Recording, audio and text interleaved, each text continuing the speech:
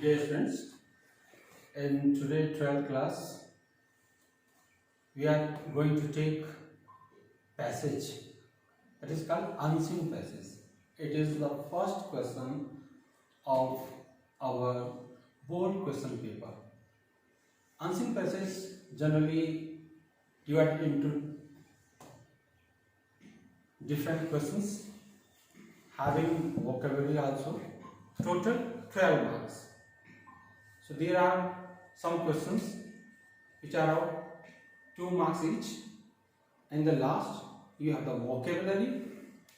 Vocabulary contain A, B, C together makes 3 marks. Here in unseen passage we have generally 3 kinds of unseen passage.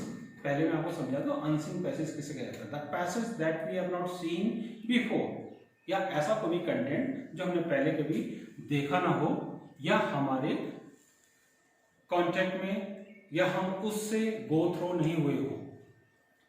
First one is factual. Factual something that contain some certain तथ्य, आंकड़े, इसमें आंकड़ों का समावेश होता है. और second number पर जब हम इसमें लेते हैं तो फैक्ट्स के बाद आर्ग्यूमेंटिव हमारे ये पैसेज आते हैं. Here we have to do some arguments that can be in favor or against of that one. और इसी प्रकार से जो तीसरे होते हैं हमारे, that is called literary. Literary, it may be taken from either from drama or from any newspaper editorial column, वहाँ से इनको लिया जाता है. तो इस प्रकार से इनको हमको करना होता है. अब जब अनसीन पैसेज को करने की बारी आती है, how we have to solve the unseen passage. तो द जनरल पॉइंट्स जो आपको ध्यान में रखने हैं, they are first you have to read the whole passage. This is the first requirement. पहली रिक्वायरमेंट है आप उसको पहले से पढ़ें.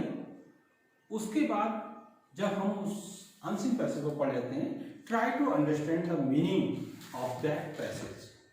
जब आपने उसके मीनिंग को समझ लिया है, कुछ बिंदु आपको समझ में आएंगे, you will come to the third point. You have to reread that passage. दोबारा से उस पैसेज को पढ़ें. also see the questions that you have and the vocabulary also. जो vocabulary means शब्दावली, उसको भी आप देखें. अब रीड द पैसेज, फिर दोबारा से पैसेज को आप पढ़ेंगे तो you will come close to the some certain fact, some certain understanding of that unseen passage. Before it you have to also find out the central idea of that unseen passage. Central idea ये हमको बताता है कि यानी कि वो passage किस चीज के बारे में है, जो हमने इससे पहले के हम नोट्स मेकिंग में उस पर डिटेल में जाएंगे. अब जब हम अनसीन पैसेज को और आगे करते हैं, while you are going to solve the unseen passage, तो कुछ और जो सर्टेन मोर पॉइंट्स हैं उसको आपको ध्यान रखना है. पहले मैंने आपको बताया था कि वोकैबुलरी को शब्दावली कहते हैं, और इसका फाइंड आउट मीनिंग करने के लिए हमको क्या करना होता है, शब्द का ग्रामर रूप हमको देखना है. मीन्स आपको ध्यान दीजिएगा, जैसे सपोज आपको you have to find out the same meaning, that is called synonyms. Synonyms हम क्या करते हैं कि एडजेक्टिव का जो मीनिंग होगा सिनोनिम्स वो एडजेक्टिव ही फॉर्म में होगा, एडवर्ब का एडवर्ब फॉर्म में होगा. प्लूरल है कोई भी वर्ड तो वो प्लूरल में ही उसका मीनिंग आपको मिलेगा. ये सबसे महत्वपूर्ण बात आपको ध्यान में रखनी है, तो उससे आप उसके आंसर को, उसके मीनिंग को ग्रास्प कर पाएंगे. फिर दूसरी मैंने आपको पहले ही बताया था कि फैक्चुअल इंस्ट्रक्शन का होता है, जिसमें कि फैक्ट्स के बारे में दिया रहता है. ये ओपिनियन जो मैंने आपको बताया था कि that content argumentative and others detail. और थर्ड मैंने आपको बताया था कि that is taken from fiction and grammar. और नोट्स में मैंने आपको बताया था कि आपको रीड करना है, आपको सेंट्रल आइडिया पे आना है, फिर आपने रीड क्वेश्चंस किया और आंसर इन सेम टाइम्स का मिले. आपको जिस टेंस में क्वेश्चन पूछा गया, you have to answer it in that same tense. और यहाँ पर आपको किस चीज का ध्यान रखना है, पर्सन और नंबर का। पर्सन और नंबर का जब आप ध्यान रखेंगे तो यहाँ पर वाक्य और वचन आपने ध्यान रखिए, फर्स्ट पर्सन में है तो फर्स्ट पर्सन के अकॉर्डिंग, सेकंड पर्सन के थर्ड पर्सन के अकॉर्डिंग और नंबर वचन में आ जाए।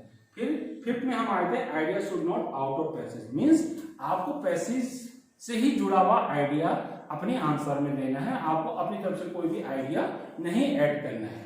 नंबर 6 पे जब हम आते हैं तो वो ये आ गया passage WH questions. There are some certain questions which are having WH। WH का मतलब होता है that the letter, the word that begin with the WH. There are so many words. Just for example, very common: what, where, whom, which, when, whom. तो ये आपने इनको देखा है और इनको यूज भी करते हैं आप अपनी डे टू डे लैंग्वेज में। तो इसमें आपको क्या करना है, who means कौन, तो यहाँ पे आपको सब्जेक्ट को देखना है, whom means किसको, तो यहाँ पर आपने ऑब्जेक्ट को देखना है, whose किसका, तो थिंक, प्लेस और थॉट का यहाँ पर यूसेज होगा।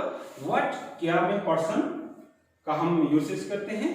विच जब हमको कौन सा फाइंड आउट करना होता है तो इसमें हमको लिविंग मींस जीव का मतलब है यहाँ पर, इससे थिंग वस्तु से मतलब है, थॉट का मतलब है विचारों से मतलब है, और वियर कहाँ, तो यहाँ पर हमको किसी प्लेस को मेंशन करना होता है। होम की जब व्हेन की जब बात कर दी जाती है, व्हेन मींस कब, it is all about the place, the timing of that particular work, why, क्यों।